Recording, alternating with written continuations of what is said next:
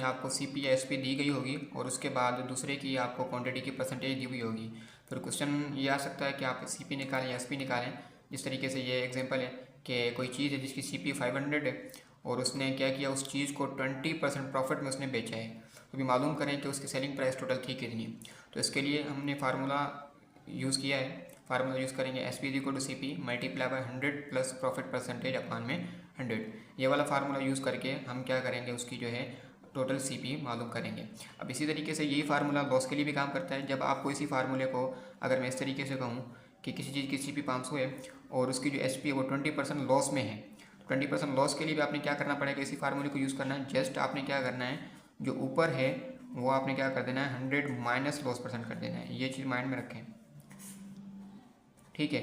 और अगर इसी तरीके से आपको SP अगर कोई कहे कि SP 500 है और CP जो 20% लॉस है या 20% प्रॉफिट है, तो उसके लिए फिर आपके पास फार्मूला क्या होगा, फिर वो अलग है। उसके लिए आप क्या करेंगे, CP = SP multiply by 100 divide by 100। अगर प्रॉफिट है तो प्लस प्रॉफिट परसेंट, और अगर इसी तरीके से आपके पास अगर लॉस है तो आप क्या कर देंगे, नीचे लगा देंगे माइनस लॉस परसेंट, ठीक है। अच्छा, ये तो फार्मूलाज हैं, लेकिन इसके अलावा मैं आपको एक शॉर्ट ट्रिक भी बताऊंगा जिसके ज़रिए से आप डायरेक्टली इसका आंसर निकाल सकते हो। अच्छा, फिलहाल इस क्वेश्चन को सॉल्व करते हैं। अभी यहाँ पर देखें, अकॉर्डिंग टू दिस क्वेश्चन, कि ये जो क्वेश्चन है इस क्वेश्चन के मुताबिक ये इससे मैच कर रहा है, इस फार्मूले से मैच कर रहा है। देखें, आपको यहाँ पे CP दी गई है, ठीक है, और उसके बाद निकालना है क्या, SP निकालनी है, प्रॉफिट में निकालनी है। तो यहाँ पे ये SP ये प्रॉफिट है, तो हम इस फार्मूले को यूज़ करेंगे। तो बेसिकली कंफ्यूज हो जाते हैं बाज़ औक़ात लोग कि फार्मूला कौन सा यूज़ करें। तो आपने देखना है कि आपको चीज़ें कौन कौन सी मिली हुई हैं, उसके हिसाब से आपने फार्मूला चूज़ करना है। तो यहाँ पे CP कितनी है, पहले नंबर फार्मूले को मैं यहाँ पे दोबारा डिवाइड करता हूँ। SP = CP multiply by 100 plus profit percent divide by 100, ठीक है। तो अभी यहाँ पे CP कितनी दी गई थी, मुझे 500 दी गई थी, multiply by 100 plus profit percent कितनी थी, 20 था, डिवाइड बाय 100। तो 500 as it is multiply by 100 plus 20, 120 divide by 100। दो 20 बिकम्स कैंसल, 5 मल्टीप्लाई 120 तो इट बिकम्स 600। तो 600 उसकी क्या हुई, CP हुई। तो मतलब ऐसी चीज़ कोई चीज़ थी जो उसने 500 रुपये में ख़रीदी थी, जब 20% फ़ायदे के हिसाब से उसने बेचा तो उसने उस चीज़ को कितने में बेचा, 600 रुपये में बेचा।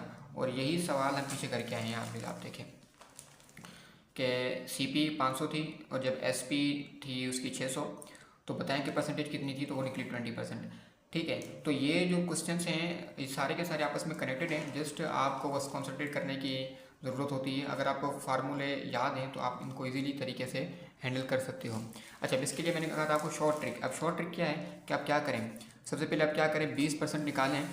सबसे पहले आप क्या करें, 20% 500 का निकालें कि 500 का 20% निकला कितना होता है। फिर उसके बाद आप क्या करें, वो इसमें ऐड कर दें। चलिए ये भी मैं आपको करके दिखाता हूँ। मतलब यहाँ पे क्या है, परसेंटेज मिली हुई है और टोटल प्राइस मुझे मिली हुई है। तो यहाँ पे मैं क्या करूँगा, गिवन प्राइस निकालूंगा। तो गिवन प्राइस निकालने का मेरे पास फार्मूला है, परसेंटेज अपान में 100 मल्टीप्लाई बाय TP। अब परसेंटेज कितनी है, 20 थी, 100, और TP कितनी थी हमारे पास, 500। तो 500 से हमारा तो 100 का टेबल 500 कट जाता है 5 दफ़ा, तो 20 मल्टीप्लाई बाय 5, तो ये हो जाएगा 100। अभी आप देखें कि 100% मतलब उसने क्या किया है, 100 रुपये प्रॉफिट में उसने क्या किया, उस चीज़ को बेचा है। तो उसने टोटल बेचा कितने में, तो उसकी टोटल रकम कितनी थी, जो टोटल प्राइस थी 500 थी, जो खरीदी कीमत थी। अब बेचा उसने किस हिसाब से बेचा, 100 रुपये फ़ायदे के हिसाब से बेचा, तो 100 इसमें ऐड कर देंगे तो ये आ जाएगा 600, ठीक है। तो ये शॉर्ट ट्रिक है विदाउट फार्मूला, ठीक है। तो ये आपका काम करता है तब जब आपको जो रकमें हैं ना एक राउंड नंबर के हिसाब से मिली हुई हो। राउंड नंबर आप देखते हो, जैसे ये रकमें मैंने ली हैं, लेकिन अगर आपके पास रकमें कुछ प्राइम नंबर वगैरह की आ जाएँ तो उसके लिए फिर ये जो फार्मूला है ये इतना ज़्यादा सूटेबल नहीं रहता। उसके लिए फिर आपको यही फार्मूला यूज़ करना पड़ते हैं जो मैंने यहाँ पे आपको लिख के दिए हैं। तो उम्मीद करता हूँ आपने इस वीडियो से बहुत कुछ सीखा होगा। जस्ट आपने क्या करना है, फार्मूलाज़ को याद करना है। फार्मूलाज़ को याद करने के बाद आपने प्रैक्टिस करनी है, तो इंशाल्लाह ताला आप को कोई भी जो कॉम्पिटिटिव एग्ज़ाम है उसमें आपको मैथ के हवाले से कोई भी डिफ़िकल्टी नहीं होने वाली। शुक्रिया, जज़ाकल्लाह। मिलेंगे नेक्स्ट वीडियो में, तब तक के लिए खुश रहें, आबाद रहें।